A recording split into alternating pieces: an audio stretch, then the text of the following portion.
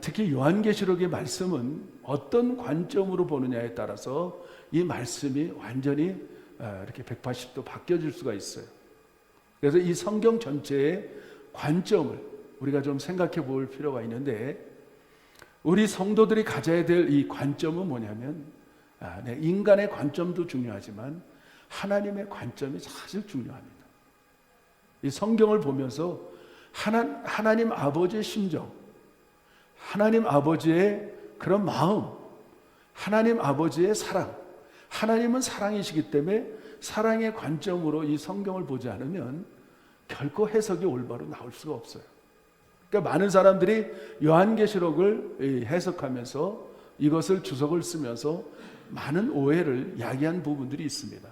왜냐하면 잘못 보게 되면 하나님의 진노다, 하나님의 저주다, 하나님의 그 모든 것들을 풀어버리는 그런 책이다, 이렇게 말을 하고 있는데 결코 그렇지 않습니다.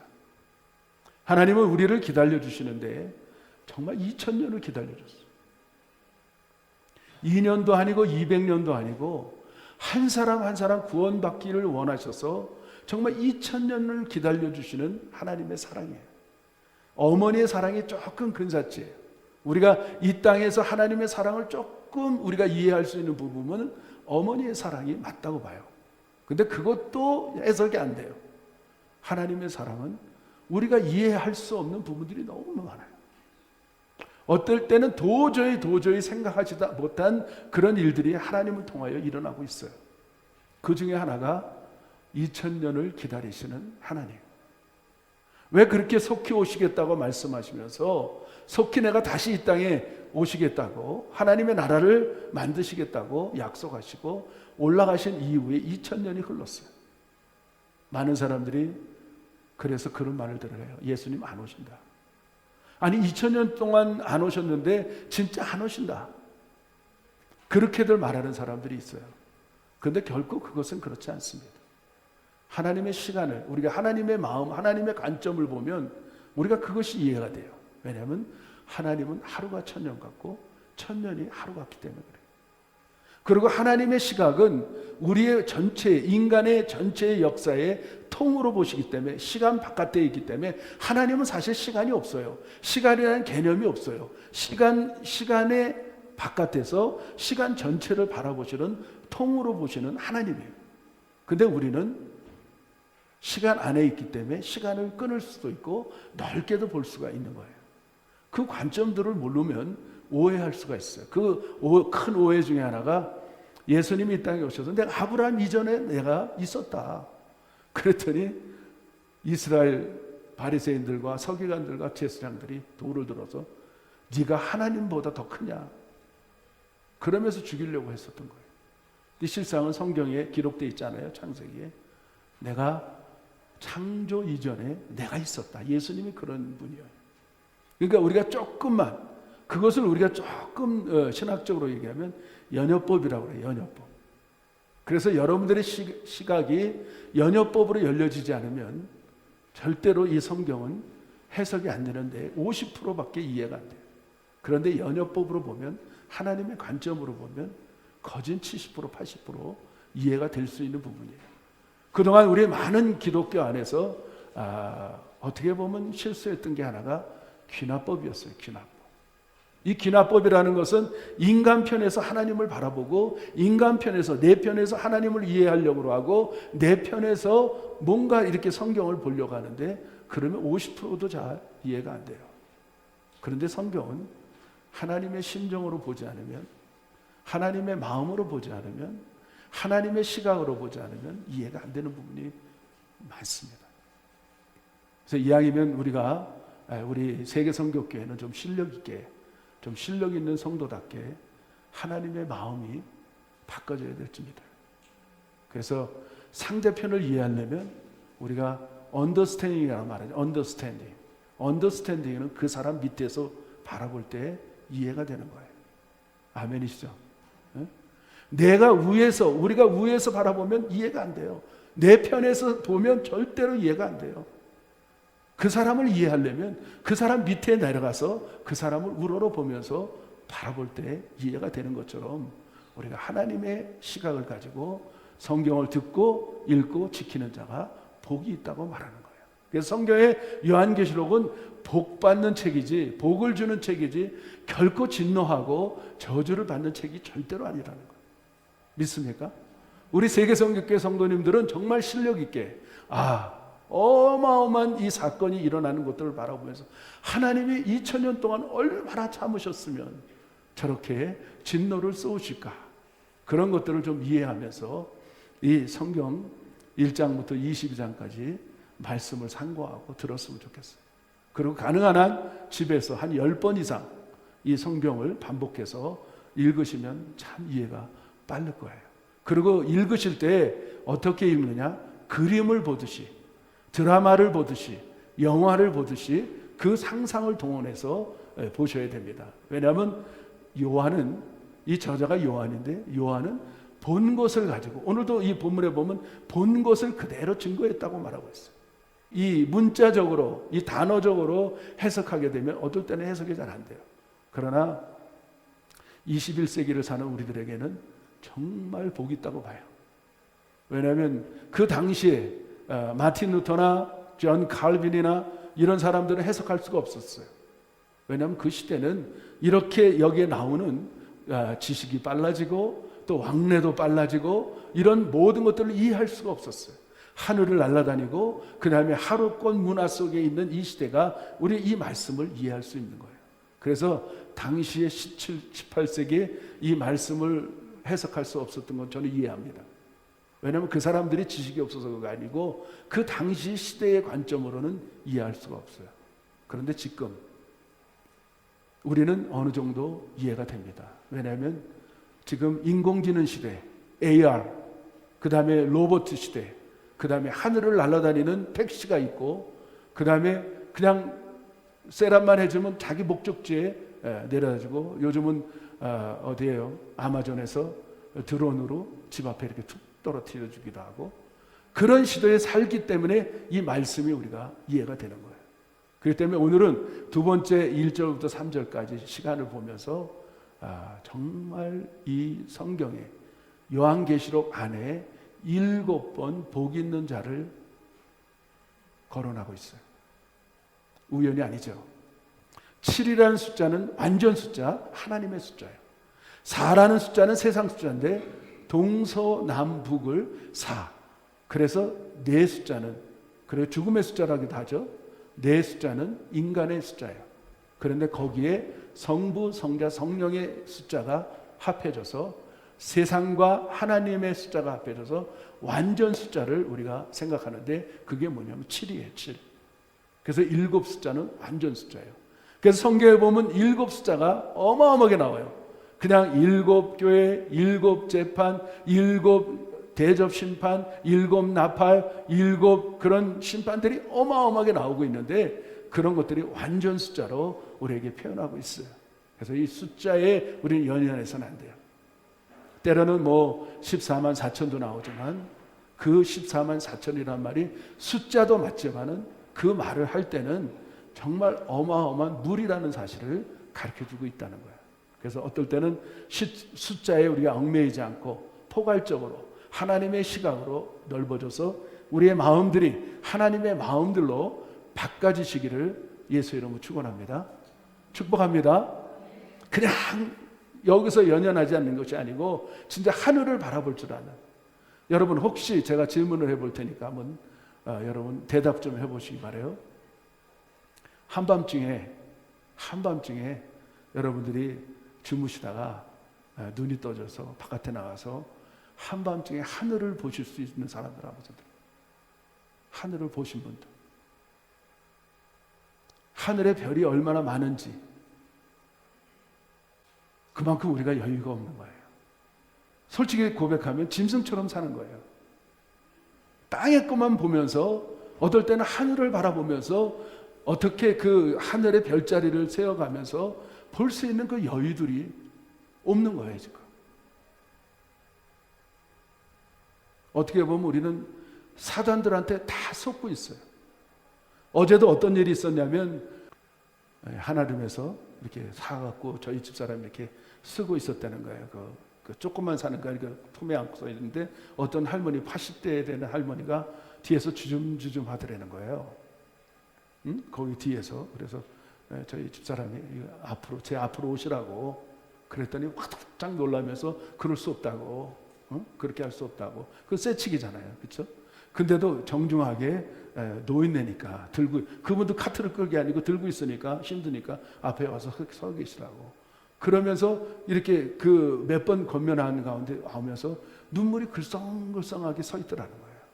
그래서 어쩌면 이렇게 제가 솔직하게 자기 심정을 고백하더라는 거예요. 할머니가 자기 정말 외로운 할머니라고.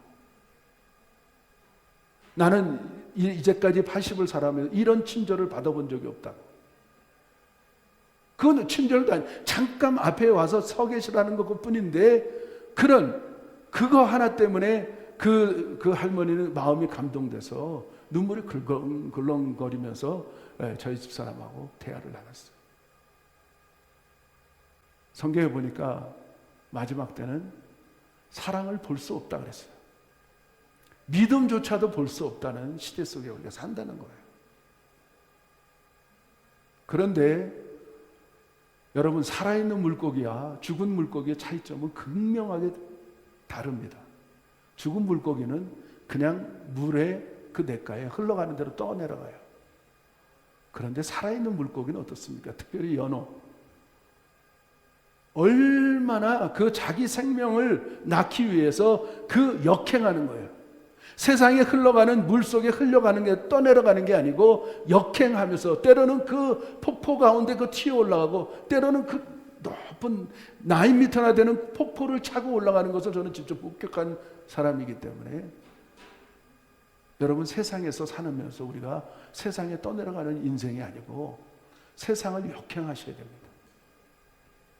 성경 말씀대로 이 말씀을 하는 것은 그만큼 사랑이 없고 그만큼 믿음이 없는 세상에서 우리가 살아날 방법은 사랑이 있어야 되고 믿음이 있어야 돼요. 믿음도 어떤 믿음이냐? 살아있는 믿음. 사랑도 살아있는 믿음. 살아있는 사랑. 그냥 사랑 말로 하는 게 아니고 우리 마음에 저절로 내추럴적으로 나타나는 거예요. 여러분, 친절 이런 것도 그냥 나타나는 게 아니에요. 마음이 넉넉한 사람들이 나타나는 거예요. 마음에 여유가 있고 세상에 짐승처럼 땅만 바라보고 사는 사람들은 절대로 그런 여유로운 마음이, 그런 행동이 나올 수가 없습니다. 아프리카에 가보면 원숭이 사냥법이 있습니다. 그래서 이 아프리카 원주민들은 원숭이를 사냥해서 때로는 팔기도 하고 때로는 서커스단에 팔기도 하고 어떤 부족들은 먹기도 한다고 해요. 원숭이를 잡는데 너무 쉽다는 거예요. 여러분 아는 분들은 알겠지만은 이 항아리가 이렇게 있으면 이 둥그리가 있고 이 주둥이가 적은 거, 겨우 손 하나 들어갈 정도의 그런 주둥이에다 거기다가 바나나를 넣든지 그 원숭이가 좋아하는 그런 과일들 같은 것들을 집어넣어서 거기서 냄새를 풍기기 위해서 땅에다 이렇게 묻는데요. 땅에다 묻으면 이 잘만 이만큼 나오면 원숭이가 냄새를 맡고 온다는 거예요. 그래서 나무 뒤에서 이렇게 숨어 있다가 보면 그 유튜브 틀어보면 유튜브에 나와요. 실질적으로 잡는 방법. 원숭이 사냥법 치면 유튜브에 나와요. 실질적으로 잡는 거를. 그래서 원숭이가 이렇게 봐서 그 구멍을 보면서 자기가 먹을 게 있으니까 손을 집어넣어요. 손을 집어넣고 그 과일 또 때로는 그런 견과류 같은 거를 딱 집어서 손을 뺄라 그러면 빼지겠어요? 안 빼져요. 그냥 막 그냥 빼려고 그거를 먹기 위해서 그 욕심 때문에 막 빼려고 막 발버둥 치는데 살짝 살려고 뒤에 가서 그 끈으로 목에다가 딱 묶으면 간단하게 원숭이를 잡는다는 거예요. 원숭이가 살아날 수 있는 방법은 뭐였을까요? 손만 피면 사는 거예요. 근데 원숭이가 그 욕심 때문에 그것을 뺄 수가 없어서 그대로 사로잡히는 거예요. 마찬가지로 우리가 이 땅을 살아가면서 우리 손만 이렇게 딱 피면 문제가 다 해결되는데 그 욕심 때문에 왜 욕심을 얘기하느냐면 죄의 근원이 욕심이에요. 욕심이 잉태한 즉 죄를 낳고 죄가 장성한 즉 사망을 낳는다고 분명히 주님께서 말씀하고 계십니다. 오늘 여러분들이 올 때 진짜 주먹 갖고 으게 하고 울었지만은 갈 때는 손을 펴야 돼요. 아무것도 가져갈 수가 없어요. 공기조차도 우리가 쥐고 갈 수가 없다는 거예요.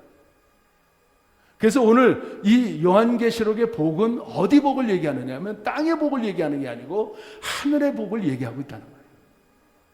이 책은 종말적인 책이고 결론적인 책이고 끝부분을 말하는 책이기 때문에 오늘 여기서 우리가 아무리 PhD 디그리를 받은 등 그 다음날 죽는데 무슨 소용이 있겠어요? 우리가 온 천하를 얻고도 제 목숨을 잃어버리면 그것이 무슨 소용이 있느냐고 우리 주님께서 말씀하고 계십니다. 오늘 요한계시록을 말씀을 듣는 자세는 어떤 자세냐? 우리가 하늘의 복을 추구해야 된다는 거예요. 밤에 나가서 잠시 하늘을 보고 별을 보면서 하늘나라를 생각할 줄 아는 그런 여유로움이 없으면 이 말씀을 우리가 이해할 수 없다는 거예요.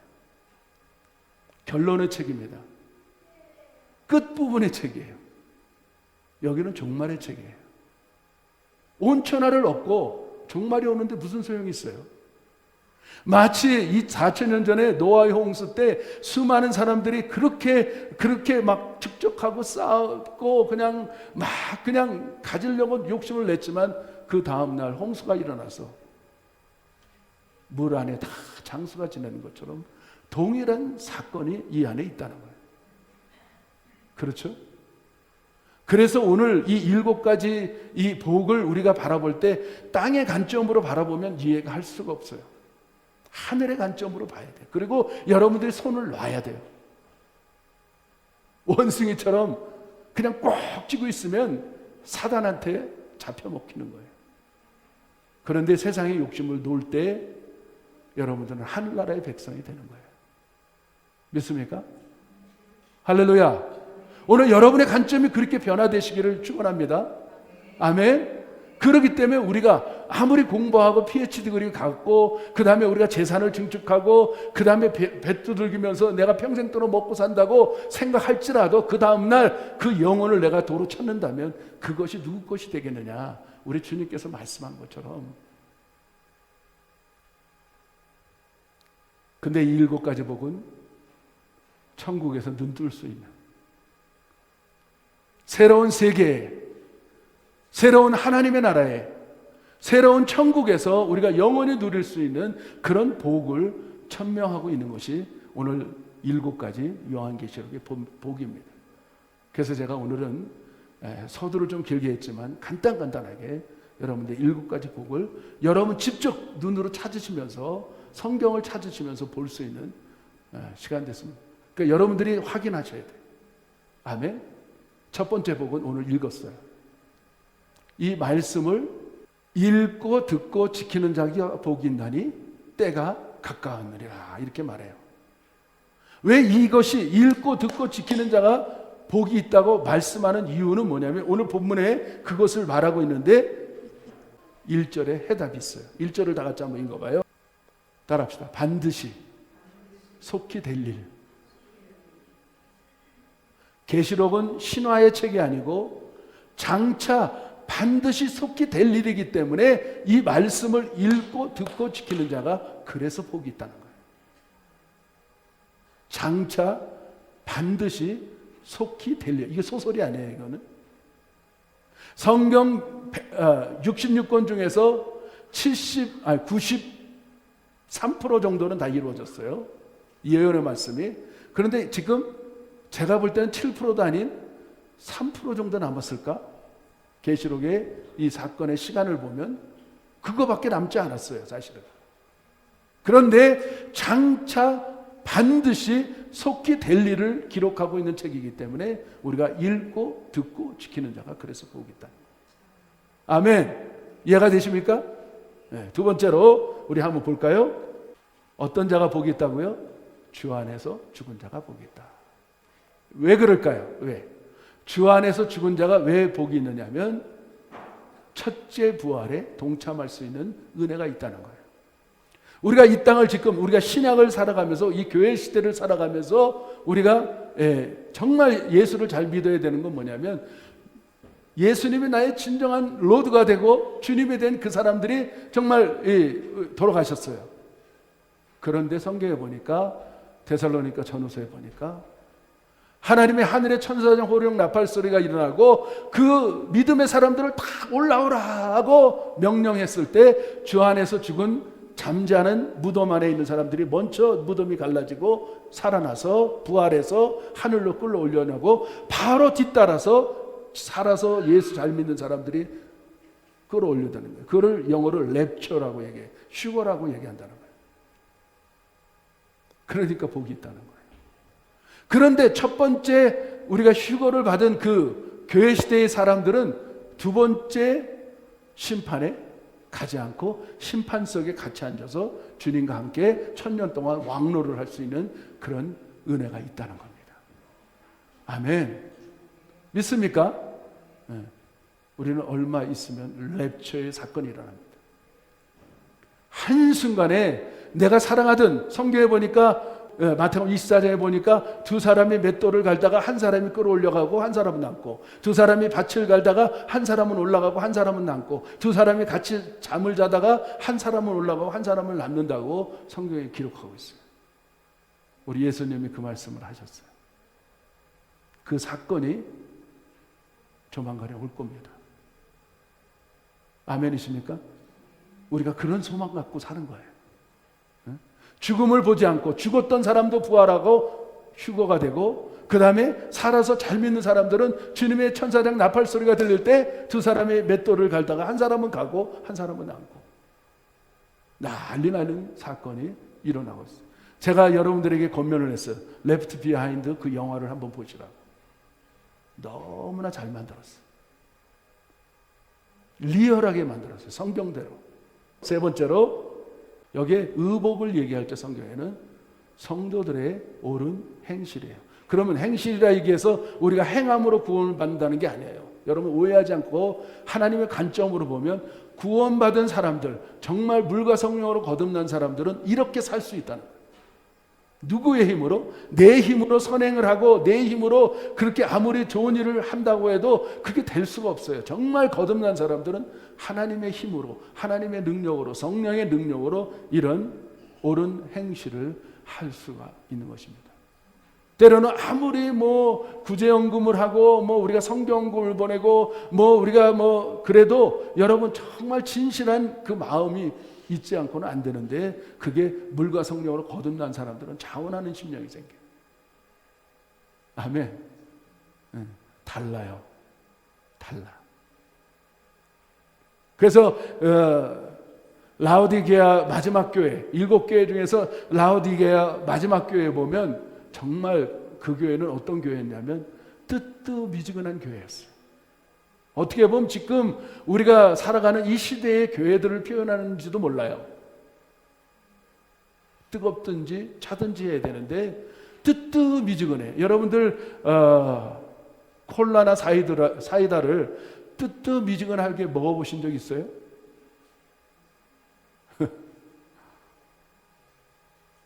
좀 마시기 좀 그렇잖아요. 우리 예수님도 뜨뜻미지근하면 입에서 토해내친다고 돼 있어요.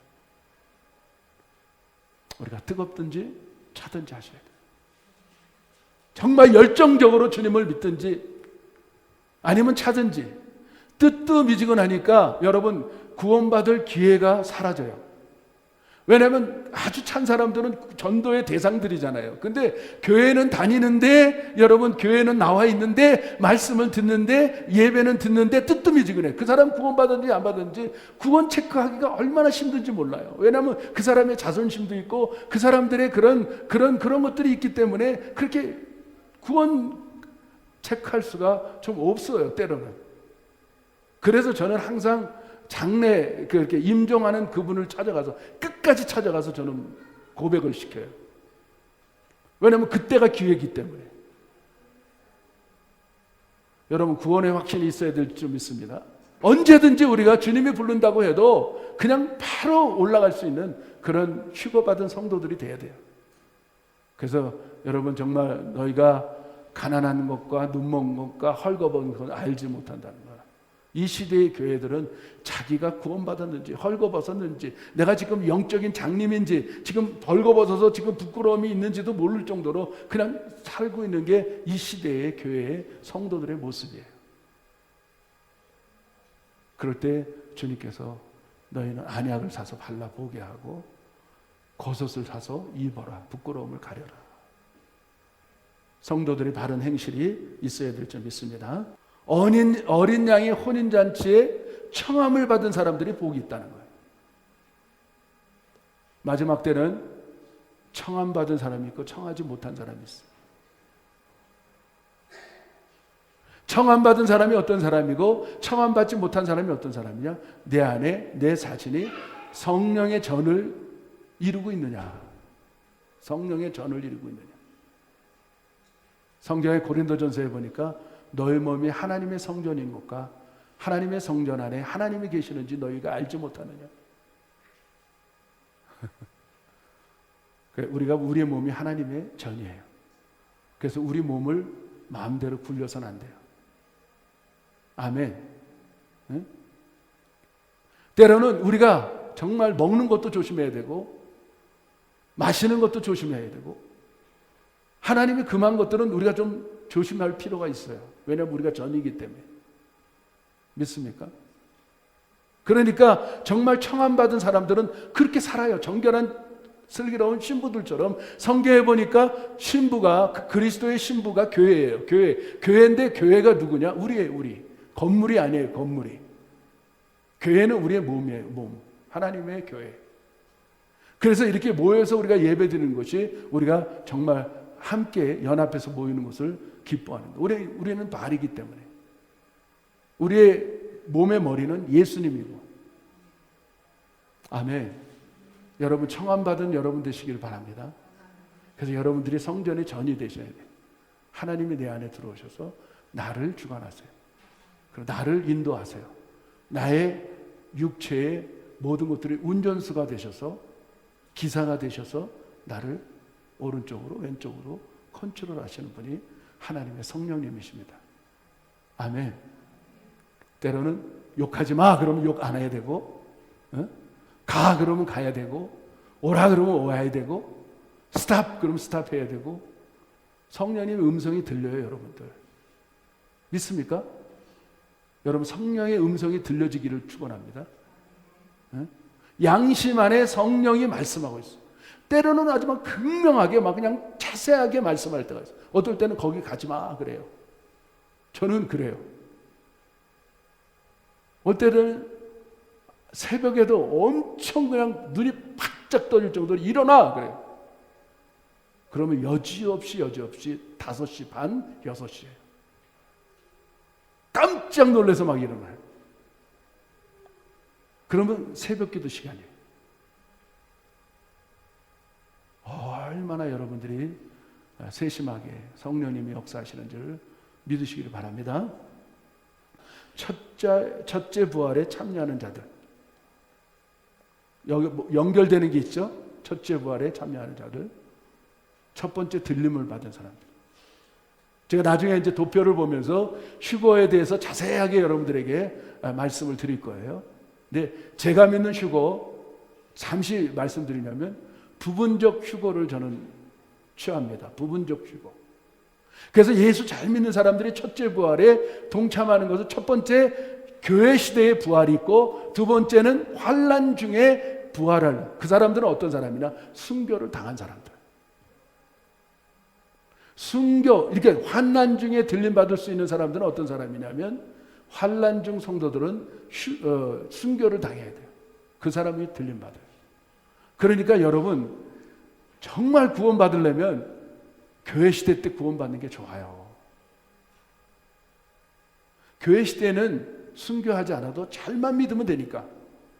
그런데 이제 7년 환난 중에 이렇게 여기서 구원받으려면 순교를 해야 돼요. 순교. 여러분 순교할 자신들이 있어요? 이왕이면 지금 가장 귀한 지금 잘 믿으셔야 돼요. 할렐루야. 그래서 요한계시록을 쓰신 거예요. 요한계시록은 당시에 쓴 기록엔 요한이 밤모섬에서 유배를 가서 썼기 때문에 본 것을 기록했기 때문에 가장 극심한 환난 중에 있는 성도들이에요. 그래서 그 성도들에게 위로와 복을 주기 위해서 기록한 책이 요한계시록입니다. 오해하지 않기를 바라요.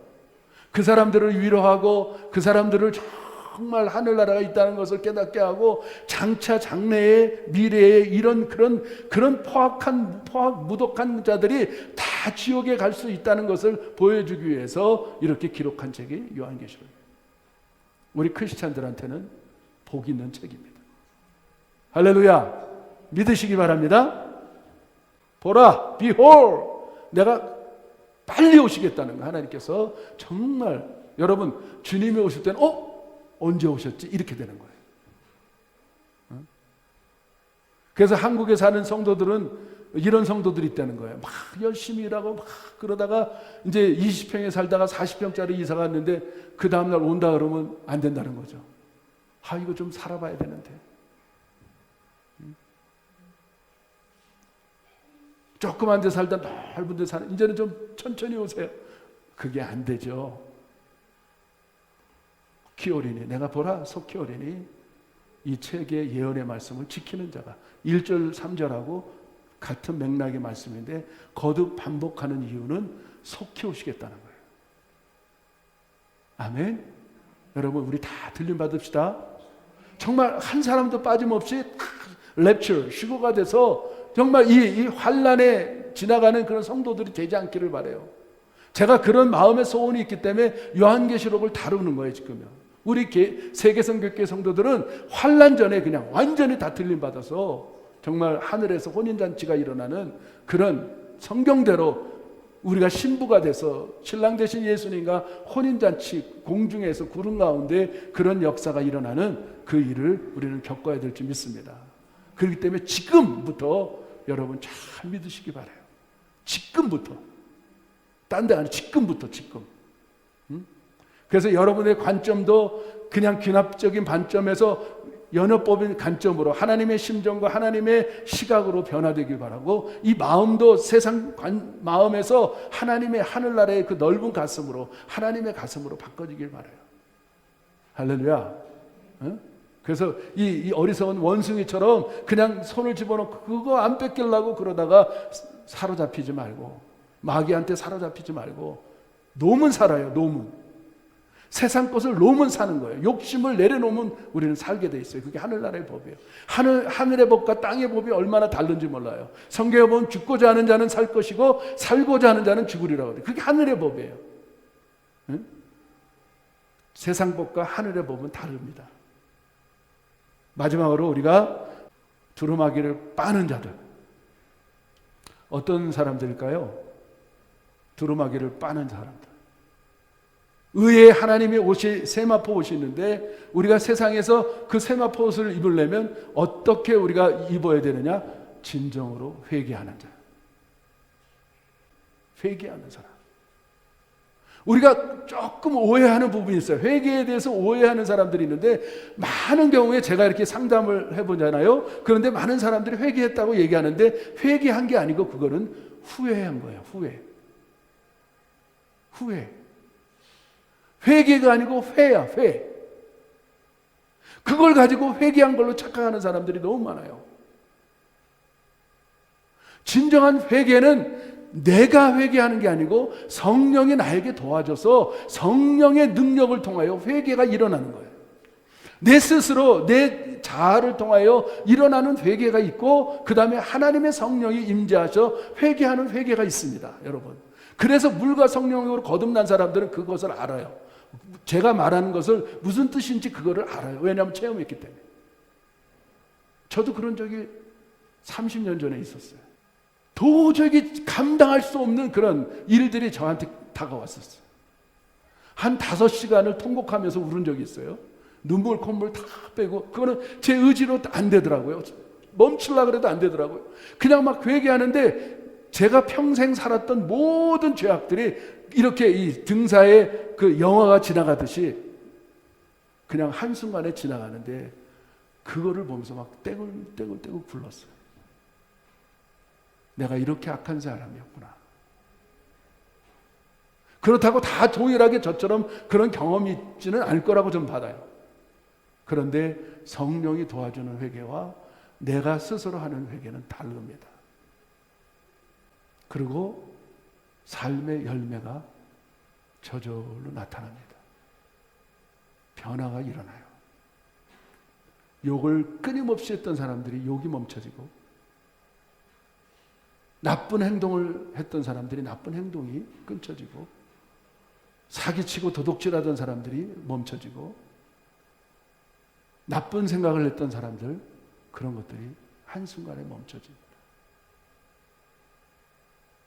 그런 경험들이 반드시 있기를 우리 세계성교회 성도들에게 나타나기를 부탁합니다. 왜냐하면 우리는 다 들림받아야 되기 때문에. 아멘? 안 되면 여러분들 밤중에 크라색에 혼자 들어가서 기도하셔야 돼요. 그냥 혼자서 한번 그 야복강가에서 야곱이 씨름하듯이 도와달라고. 정말 성령 안에 나 구원받아야 돼. 나 들림받아야 된다고. 나 환난을 통과해서는 안 된다고. 여러분들이 막 부르짖어야 돼요. 그러다 보면 하나님이 성령이 그걸 보시고 찾아오십니다. 그런 일들이 있기를 원해요. 그래서 하늘의 생명책에 농명돼서 그냥 뜨뜻미지근하게 예수 믿지 마시고 이 향 믿을 바에 우리가 천국 가야 되지 않겠습니까? 이 향 믿을 바에 정말 우리가 들림받아서 하늘에서 진짜 혼인잔치에 동참해야 되지 않겠습니까? 여러분 환난 가운데 통과하려면 순교해야 돼요. 거기 가면 진짜 그 순교하는 게 쉽지 않아요. 그때는 순교한 사람만 구원받는 거예요. 그러니까 우리가 이 요한계시록을 보면서 진짜 불과 지금 1절에서 3절까지만 나갔지만은 계속해서 이제 그런 말씀들을 우리에게 비춰주기 시작하는데, 이왕이면 잘 믿읍시다. 성령님이 도와하는 성령의 사람들이 다 되시기를 예수 이름으로 축복합니다.